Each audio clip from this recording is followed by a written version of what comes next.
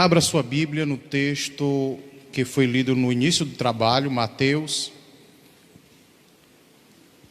Mateus, capítulo de número 9 e o versículo de número 18.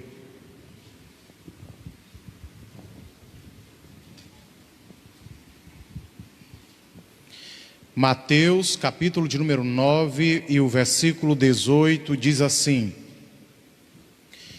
Dizendo-lhes ele essas coisas, eis que chegou um chefe e o adorou, dizendo: Minha filha faleceu agora mesmo, mas vem, impõe-lhe a tua mão e ela viverá. E Jesus, levantando-se, seguiu, e eis que os seus discípulos também. E eis que uma mulher que havia 12 anos padecido de um fluxo de sangue, chegando por trás dele, tocou a orla da sua veste, porque dizia consigo: se eu tão somente tocar a sua veste, ficarei sã. E Jesus, voltando-se e vendo, disse: tem ânimo, filha, a tua fé te salvou. E imediatamente a mulher ficou sã. E Jesus, chegando à casa daquele chefe e vendo os instrumentos e o povo em alvoroço, disse-lhes: retirai-vos, que a menina não está morta, mas dorme. E riram-se dele. E logo que o povo foi posto fora, entrou Jesus, pegou-lhe na mão, e a menina levantou-se. E espalhou-se aquela notícia por todo aquele país. Até o versículo de número 26. Queridos irmãos, um texto conhecido que narra talvez duas grandes histórias do ministério de Cristo, que foi a cura desta mulher que tinha um fluxo de sangue e a ressurreição da filha deste chefe daquela sinagoga, que o evangelista Marcos e Lucas vão dizer o nome, que era Jairo. Todos nós sabemos dessa história, da dificuldade de Jairo, do isolamento da mulher do fluxo de sangue. E essa noite eu gostaria de meditar com vocês aqui na igreja, você que nos acompanha através das redes sociais, sobre um propósito de Deus restaurador, curador, e que também leva vida para aqueles que não a têm mais. Essa história, ela acontece ali por volta, às margens do Mar da Galileia. O Mar da Galileia, também conhecido como Lago de Tiberíades, ou também o Mar ou Lago de Genezaré. Esse Mar da Galileia, ele tinha e tem até hoje algumas características que muito nos chamam a atenção. A primeira delas é que quase grande parte dos 33 milagres registrados historicamente que Cristo fez na terra, grande parte desses milagres aconteceu ali às voltas ou às margens do Mar da Galileia. Esse mar, ele tem no total quase 13 quilômetros de largura e ele chega a quase 20,58 quilômetros de comprimento. Quem alimenta esse mar de água doce, é bom dizer, é o Rio Jordão, que nasce lá no norte, desce como um fiozinho bem fino no mapa, as suas águas caem no Mar da Galileia e por fim o Rio Jordão continua e essas águas vão até o Mar Salgado, também chamado de Mar Morto. Esse Mar da Galileia era uma fonte de que os pescadores e as vilas que ali moravam tiravam seu sustento. E uma cidade era muito falada, e talvez essa cidade foi um grande quartel-general, ou uma cidade em que Cristo muito se concentrava quando pela região da Galileia ele passava, que é a cidade de Cafarnaum.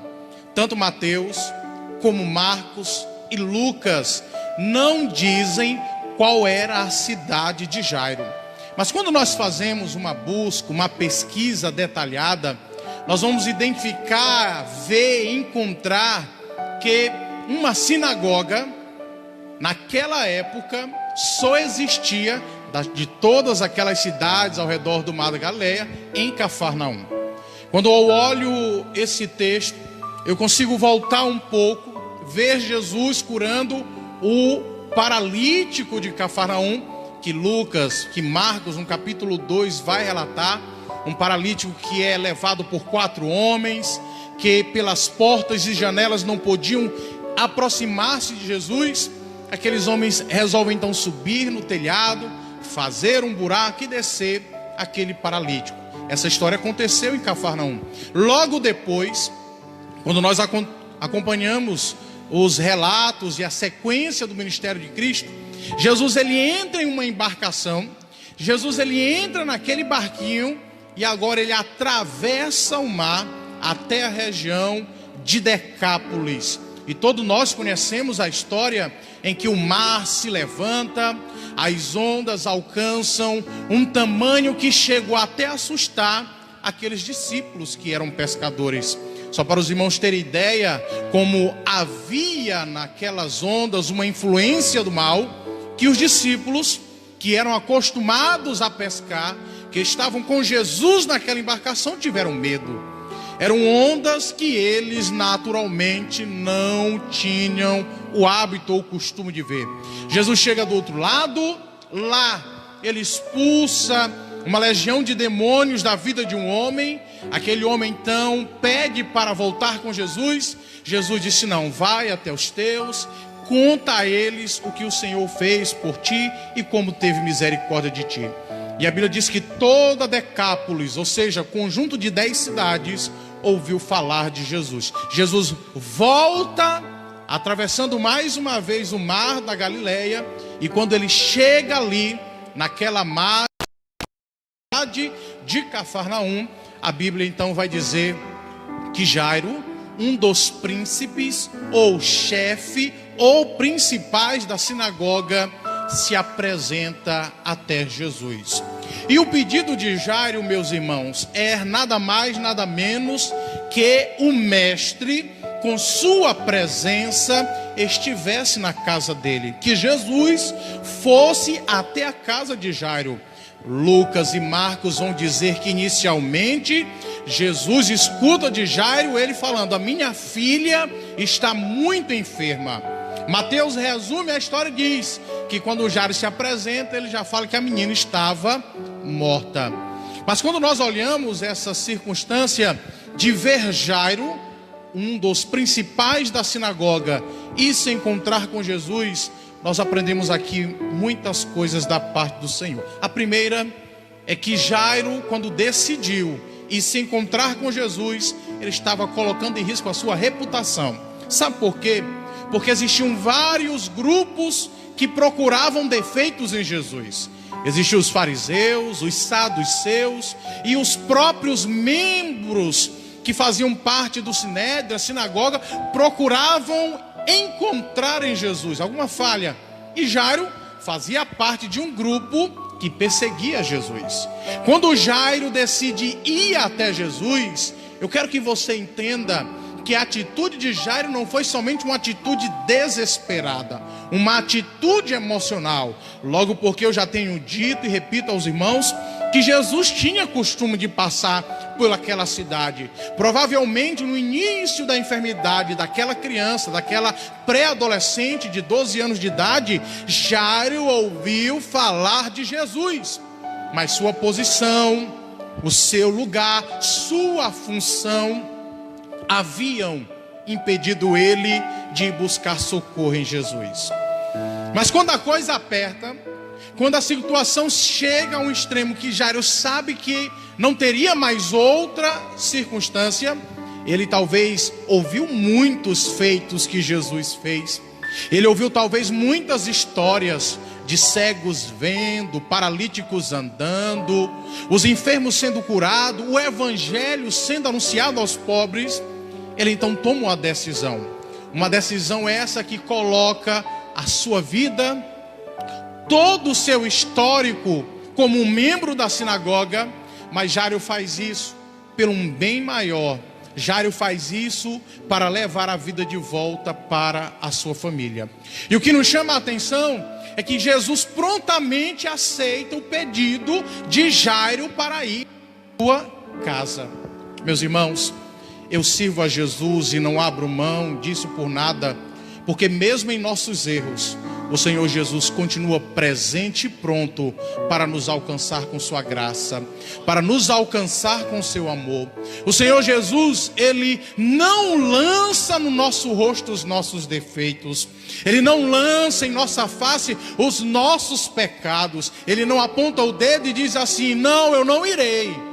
Você não faz parte daquele grupo que me persegue? Jesus não fez isso com Jairo. Ele simplesmente prontificou-se e disse: eu irei. Mas algo acontece no momento em que Jairo chama Jesus, que o Senhor Jesus aceita ir e até a chegada. A Bíblia diz que uma mulher que havia sofrido mais de 12 anos, e aqui, irmãos, nada na Bíblia, o pastor Antônio Gilberto, saudosa memória, sempre falava que nada na Bíblia é por acaso, tudo na Bíblia tem um propósito. E o que me chama a atenção é que no mesmo ano em que a filha de Jairo nasce, é o mesmo ano que aquela mulher começa um fluxo sanguíneo pelos dias costumes da mulher, e ele não para. Naquela época, só para os irmãos terem ideia, quando as mulheres passavam por esse período, elas eram obrigadas a ficar fora do vilarejo ou fora do povoado, e elas só poderiam retornar depois que os dias de fluxo tivessem acabado. Elas eram consideradas como impuras.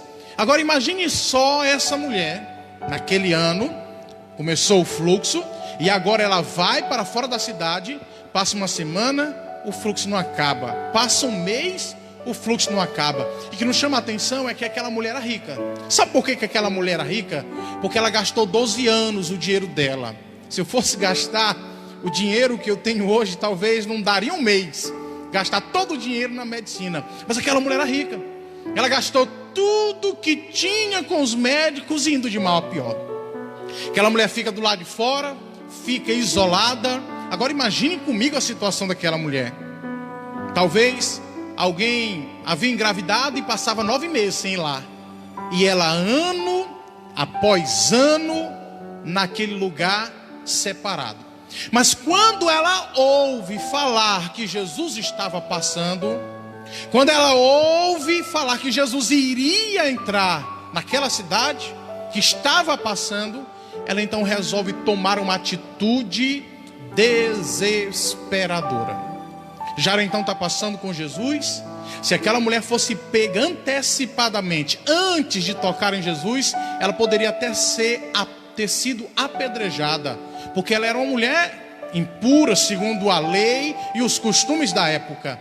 Mas aquela mulher se despiu de tudo aquilo que ela previamente poderia acontecer. Ela então reúne a última gota de força e decide se encontrar com Jesus, decide ir atrás de Jesus. E a Bíblia diz que ela então, passando, rompendo a multidão, toca em Jesus. E o que me chama a atenção é que ela não toca em Jesus na roupa, ela não toca em Jesus na parte de cima, ela toca lá no finalzinho. Tem gente que gosta de enfeitar, que diz que os judeus amarravam a lei, mas eu não vejo por essa ótica.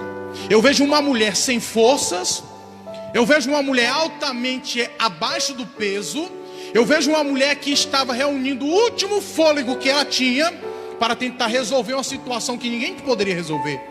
Quando ela toca lá, porque foi um lugar que ela conseguiu pegar, porque foi um lugar onde ela conseguiu triscar. Quando ela trisca em Cristo, a história diz que ele para, diz: alguém me tocou. Os discípulos dizem: mas Senhor, a multidão te aperta.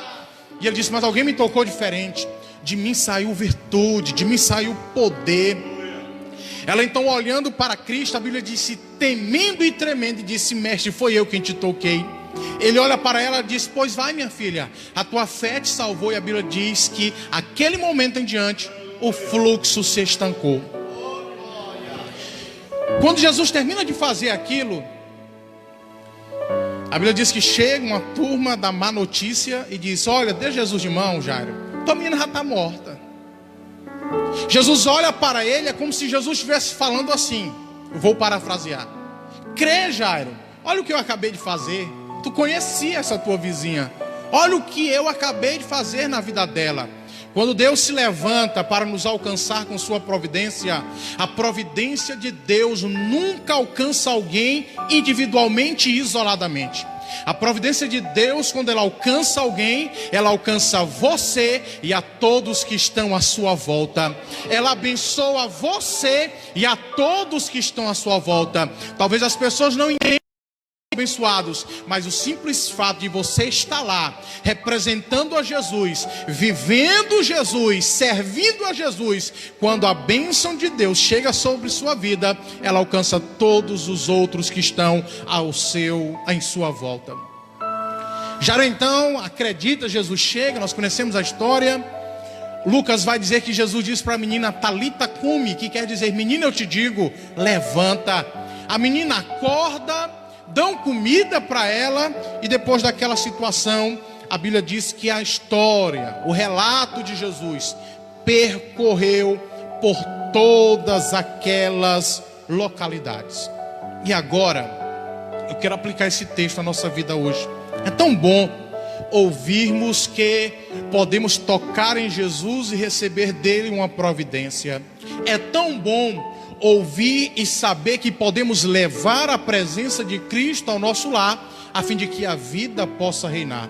Mas eu quero chamar sua atenção para 3 aspectos desse texto, 3 aplicações desse texto exposto que talvez você nunca observou. É que essa mulher do fluxo de sangue, ela pode representar uma igreja velha. E quando eu falo uma igreja velha, eu não falo de templo, eu falo de uma comunidade de fé.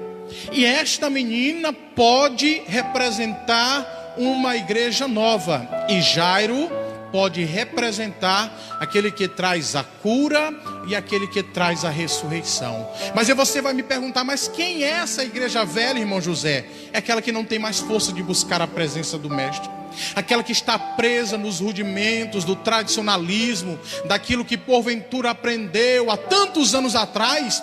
E quando na realidade a Bíblia diz, lá em Mateus capítulo 13, versículo 52, que um bom fariseu é como um dispenseiro, que tira do seu depósito coisas velhas, mas ele também tira coisas novas. Quando o apóstolo Paulo diz em Romanos 12:2 que nós precisaríamos enfrentar as dificuldades com a renovação do entendimento, ele está dizendo: os tempos irão mudar, os desafios serão diferentes, e vocês precisam enfrentar de uma forma diferente também, através dos princípios da palavra de Deus. Nós vivemos dias, irmãos, que muitas comunidades aí afora se limitaram às suas próprias reuniões. Eu glorifico a Deus por ontem ter a oportunidade de estar ali no trabalho do açude, da Baixa, onde nós tivemos uma presença muito linda e grande, numerosa, de pessoas que ainda não tiveram a sua decisão por Cristo. Ver que é tão bom congregar em uma igreja que tem uma estrutura, que tem um ar-condicionado, um som, uma carteira, uma sala para as crianças. Mas nós precisamos entender que nós não podemos ficar isolados nesse mundo, porque nós corremos o risco de nos transformar em uma igreja velha, tipo aquela mulher que estava isolada, separada, resolvendo ou tentando resolver os seus próprios problemas. E Cristo por algumas vezes passou, mas ela não teve o despertar de ir buscar a Cristo, de ir buscar ao Senhor, e adoeceu dentro do seu próprio contexto. Os irmãos com certeza estão entendendo o que eu estou dizendo. Nós vivemos dias trabalhosos, dias difíceis, onde muitos dão receita do pão, mas não sabem mais como encontrar o pão vivo que desce do céu. O Senhor Jesus, Ele não está atrás em minha procura de performance, de produtividade, se eu fiz muito, se eu fiz bonito. O Senhor Jesus, Ele está em busca daqueles que verdadeiramente têm um coração quebrantado, uma alma voltada ao propósito eterno, um ouvido disponível para discernir qual verdadeiramente seja a voz do Senhor. Quando eu olho para esse texto, eu posso ver, meus irmãos, esta menina é representada como uma igreja nova. Que igreja é essa, irmão? É uma igreja rasa, que não é fundamentada no princípio da palavra, que não é fundamentada na coluna da fé, que são os ensinamentos dos apóstolos, a palavra de Deus. É uma igreja que, representada em seus membros, facilmente inicia os seus relacionamentos, mas também facilmente acaba os seus relacionamentos. Nós vivemos dias tão trabalhosos no que diz respeito a relacionamentos, que as pessoas pensam que o simples fato de ele bloquear em uma rede social e de lhe excluir em outra, você praticamente excluiu a pessoa de sua vida, quando na realidade você só excluiu a pessoa da rede social, você só bloqueou a pessoa lá do seu WhatsApp ou excluiu do seu Facebook, mas você ainda vai topar com essa pessoa aí afora. Nós vivemos dias em que essa igreja nova adoece ao ponto de morrer, estar em situação de não mais sentir a Deus, de não mais entender ao Senhor, e às vezes vai para uma reunião, para um templo, apenas para passar o tempo. Mas o que me chama a atenção é Jairo. Jairo é a igreja que o Senhor quer que eu e você sejamos. Jairo é a igreja que o Senhor quer que eu e você sejamos. Uma igreja que se desprenda de tudo aquilo que previamente pensa que é, de tudo aquilo que previamente pensa que representa, mas deixa tudo aquilo que pensa, tudo aquilo que representa e diz assim: Senhor, eu estou aqui para ser tua resposta, eu estou aqui para ser um instrumento em tuas mãos, eu estou aqui, Senhor, para levar cura àqueles que estão presos nas enfermidades da alma ou nas enfermidades do corpo. Eu estou aqui, Senhor, para ser uma resposta, para levar vida àqueles que não mais a têm. Nós precisamos ser igreja como Jairo, irmãos, que vai até onde Jesus está e traz a presença dele para dentro do nosso lar, para dentro do nosso trabalho, para a vizinhança aonde nós estamos. Sabe o que me chama a atenção? É que Jairo, pensando em limpar a pele dele, poderia muito bem ter levado a filha dele lá para a sinagoga, ter levado Jesus para a sinagoga, para que Jesus operasse um milagre lá e todo mundo, vamos dar um desconto para Jairo, vamos dar um desconto para ele, olha, ressuscitou a menina, ele não vai ter nenhum prejuízo, ele não vai perder nada. Mas não, Jairo não leva Jesus até a sinagoga. Sabe para onde é que leva? Para a casa dele. Jairo leva Jesus para a casa dele. Não adianta Jesus estar presente conosco aqui num culto, onde eu digo que em um culto público é o centro das revelações de Deus. Não adianta termos somente a presença dele em um culto. Não adianta termos a presença dele em um retiro, em um congresso, se em nosso lar, se em nossa casa, ele não tem a liberdade para reinar, ele não tem a liberdade para dominar e para reger as nossas vidas conforme o seu propósito.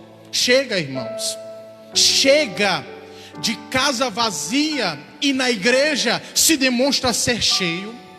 Chega de línguas estranhas na igreja e quando chega em casa, palavras torpes, palavrões são o que sai de sua boca. Chega de quando estar em uma reunião, profetizar aqui, profetizar ali, e quando chega em casa entrega os teus olhos e o teu coração para a pornografia. É religião na igreja e rebelião no lar.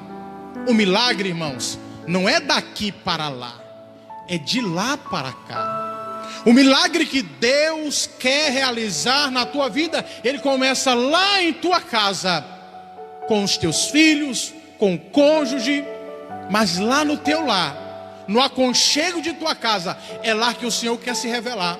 Se nós não entendermos o Cristo da glória em nossa casa, se nós não cultuarmos o Cristo ressuscita em nosso lar, ressurreto em nosso lar, de nada adiantará a nossa bela performance, às vezes levantando a mão, às vezes chorando, mas estamos chorando os nossos próprios erros, estamos chorando a nossa incapacidade de adorar Ele em sinceridade. Ei, querido, Deus te chama esta noite para ser uma igreja relevante. Deus te chama essa noite para ser uma igreja instrumento de vida. Deus te chama essa noite para ser uma igreja instrumento de cura. Aí você vai dizer: mas irmão, que palavra dura. Mas é isso que o Senhor quer de mim, é isso que o Senhor quer de você. Não, o Senhor não vê aquilo que fomos no passado, o Senhor não vê aquilo que fizemos ou deixamos de fazer no passado. Ele quer saber aquilo que nós iremos fazer quando estivermos totalmente em suas mãos. Quando o Senhor Jesus te olha hoje, Ele consegue visualizar aquilo que nós ainda poderemos fazer para o seu reino. E por isso eu te digo, meu irmão e minha irmã, dispõe-te, esteja sensível à voz de Deus, ouça a voz do Senhor. Nós precisamos ser sacerdócio espiritual, paternidade espiritual. Nós precisamos exercer liderança espiritual.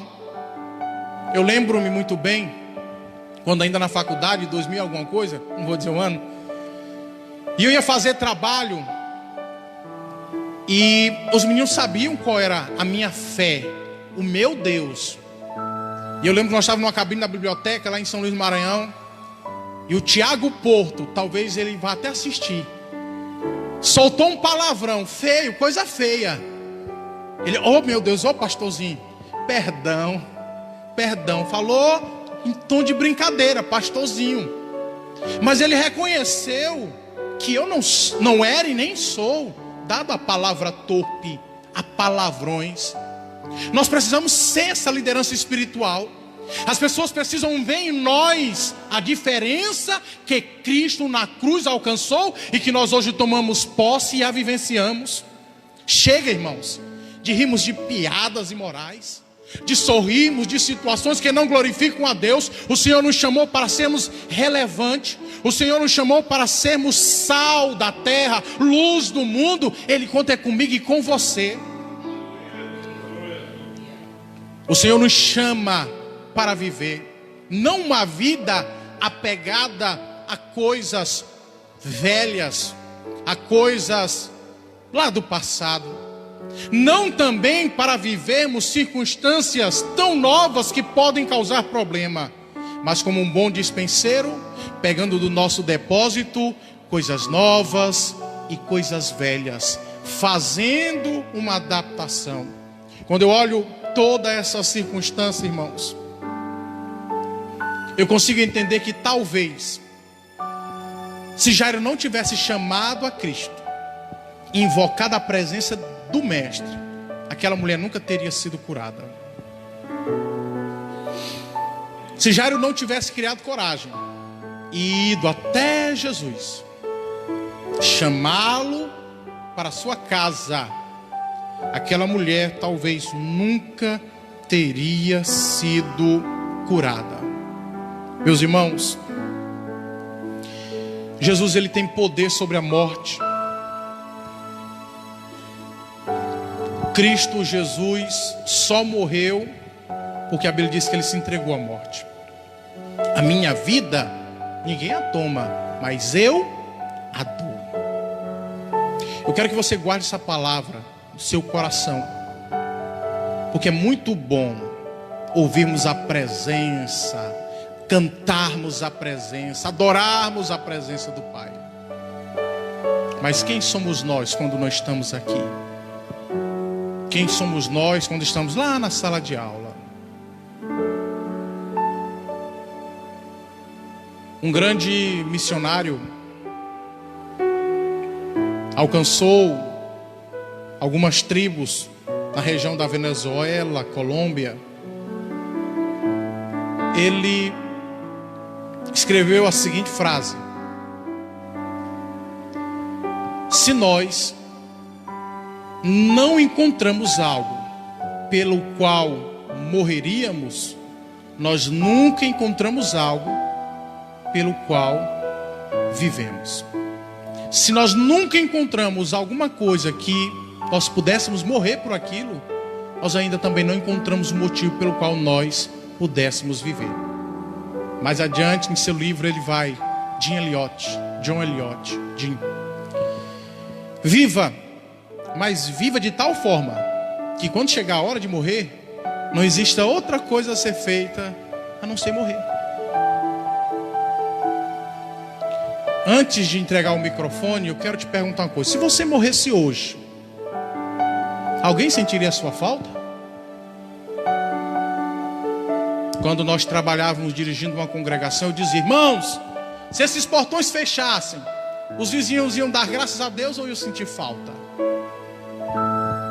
Precisamos ser relevantes na vida daqueles que estão à nossa volta. Nós precisamos anunciar o Evangelho, que é salvação ao perdido. Nós precisamos anunciar o Evangelho, que é cura à alma doente, liberdade ao aprisionado pelas trevas. Seja Jairo, meu irmão, seja Jairo, minha irmã, seja um crente, uma igreja relevante, alguém que se dispõe, que se desprende de tudo aquilo que um dia pensa que é, que um dia aquilo que ele representa, mas parte até o encontro da presença do Pai, e disse: eu vou levar a presença de Deus, eu vou levar a presença de Deus que é cura, eu vou levar a presença de Deus que é vida e salvação. Eu agradeço a minha oportunidade em nome de Jesus. Fique de pé em nome de Jesus, por favor.